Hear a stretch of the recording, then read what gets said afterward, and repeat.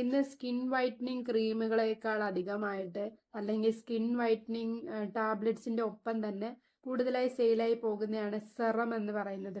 Face serum കൂടുതൽ ഉപയോഗിക്കുന്നതിന്റെ reason എന്താന്ന് പറഞ്ഞു കഴിഞ്ഞാൽ ക്രീമുകളാണെങ്കിലും ടാബ്ലറ്റ്സുകളാണെങ്കിലും ടൈം എടുക്കും സ്കിന്നിന്റെ സെല്ലുകളുമായിട്ട് പ്രവർത്തിക്കാനും. എന്നാൽ സെറം അങ്ങനെയല്ല. അതിലടങ്ങിയിരിക്കുന്ന മോളിക്യൂൾസുകൾ ചർമ്മത്തിന്റെ ഓരോ കോശങ്ങളിൽ ആഴത്തിലിറങ്ങിക്കൊണ്ടാണ് പ്രവർത്തിക്കുന്നത്. അതുകൊണ്ട് തന്നെ ഓരോ കോശങ്ങളിൽ അടങ്ങിയിരിക്കുന്ന പ്രശ്നങ്ങളെ പരിഹരിച്ചുകൊണ്ട് ഒരു പുതിയൊരു ചർമ്മത്തെ നൽകിക്കൊണ്ടാണ് സെറം പ്രവർത്തിക്കുന്നത്. ഹയാലുറോണിക് ആസിഡിന്റെ സെറം ഉണ്ടാകും, വൈറ്റമിൻ സിയുടെ സെറം ഉണ്ടാകും, നിയാസിനമൈഡിന്റെ സെറം ഉണ്ടാകും, ആൽഫ ആർബ്യൂട്ടിൻ എന്ന് പറയുന്ന സെറം ഉണ്ടാകും. ഇതൊക്കെയും പിഗ്മെന്റേഷൻ കുറയ്ക്കാനും മുഖത്തെ കറുത്ത പാടുകൾ, ഫൈൻ ലൈനുകൾ, ബ്രിങ്കിൾസുകൾ പൂർണ്ണമായിട്ട് നീക്കിക്കൊണ്ടാണ് സെറം വേഗത്തിൽ പ്രവർത്തിക്കുന്നത്. മുഖത്തെ സംരക്ഷിക്കാൻ വേണ്ടിയിട്ട് സെറത്തിന്റെ റിസൾട്ട് അതുപോലെ തന്നെ നിലനിർത്തുവാൻ വേണ്ടിയിട്ട് നമ്മൾ ചെയ്യേണ്ട കുറച്ച് കാര്യങ്ങളുണ്ട്. ആ സ്റ്റെപ്പിലൂടെ നിങ്ങൾ ചെയ്യുകയാണെങ്കിൽ കൃത്യമായിട്ട് നിങ്ങളുടെ സ്കിൻ ടോൺ ചേഞ്ച് ആകുന്നത് നിങ്ങൾക്ക് അറിയുവാൻ സാധിക്കും. ഫസ്റ്റ് ചർമ്മത്തെ വൃത്തിയാക്കുന്ന പ്രോസസ്സാണ്. അതിന് വേണ്ടിയിട്ട് നിങ്ങൾക്കൊരു ക്ലെൻസർ ഉപയോഗിക്കാവുന്നതേ ഉള്ളൂ.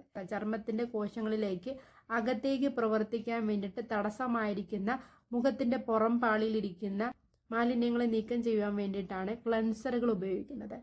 ആദ്യമേ തന്നെ ഒരു ക്ലെൻസർ കൊണ്ട് ഫേസും നെക്കും നന്നായിട്ട് ക്ലീൻ ചെയ്യുക.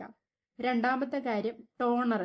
ടോണർ എന്തിനാന്ന് പറഞ്ഞു കഴിഞ്ഞാൽ നമ്മുടെ ചർമ്മത്തിലെ pH ലെവൽ കൃത്യമായിട്ട് നിലനിർത്തുവാനും അതുപോലെ തന്നെ മോളിക്യൂൾസുകൾ അകത്തേക്ക് പൂർണ്ണമായിട്ട് ആഗിരണം ചെയ്യുവാൻ വേണ്ടിയിട്ടാണ് ടോണറുകൾ ഉപയോഗിക്കുന്നത്. മൂന്നാമത്തെ സ്റ്റെപ്പാണ് നിങ്ങൾ സെറം ഉപയോഗിക്കുക. സെറം അല്പം എടുത്ത് ഒരു പർട്ടിക്കുലർ ഏരിയയിലാണ് നിങ്ങൾ അപ്ലൈ ചെയ്യുന്നതെങ്കിൽ അവിടെ ആഗിരണം ചെയ്യാനായിട്ട് നിങ്ങൾ സമയം കൊടുക്കുക. ആദ്യം ഫേസിൽ അപ്ലൈ ചെയ്യുക, അതിനുശേഷം നെക്കിൽ അപ്ലൈ ചെയ്യുക. കുറച്ച് സമയം നിങ്ങൾ കൊടുക്കണം. അപ്ലൈ ചെയ്ത ഉടനെ തന്നെ നിങ്ങൾ കിടക്കരുത്. കുറച്ച് സമയം ആഗിരണം ചെയ്യാൻ വേണ്ടിയിട്ട് ടൈം കൊടുക്കുക. 20 മിനിറ്റ്സ് നിങ്ങൾ അതിന് ടൈം കൊടുത്തതിന് ശേഷം കിടക്കാൻ നേരത്ത് ഒരു മോയ്സ്ചറൈസർ അപ്ലൈ ചെയ്ത് കിടക്കുന്നതിലൂടെ ചർമ്മം ഡ്രൈ ആകാതെ ഈർപ്പം, ജലാംശം പൂർണ്ണമായിട്ട് നിലനിർത്തുവാനായിട്ട് മോയ്സ്ചറൈസർ സഹായിക്കും. പിറ്റേന്ന് രാവിലെ നിങ്ങൾ പുറത്തേക്ക് പോകുമ്പോൾ SPF 30ക്ക് മുകളിലായിട്ടുള്ള ബ്രോഡ് സ്പെക്ട്രമായിട്ടുള്ള സൺസ്ക്രീൻ നിങ്ങൾ മസ്റ്റായിട്ട് ഉപയോഗിച്ചതിന് ശേഷം വേണം പുറത്തേക്ക് ഇറങ്ങാൻ.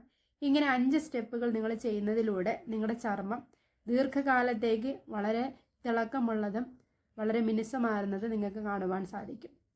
ഈ വീഡിയോ നിങ്ങൾക്ക് ഉപകാരമായെങ്കിൽ മറ്റുള്ളവരിലേക്ക് ഷെയർ ചെയ്യുക. Thank you.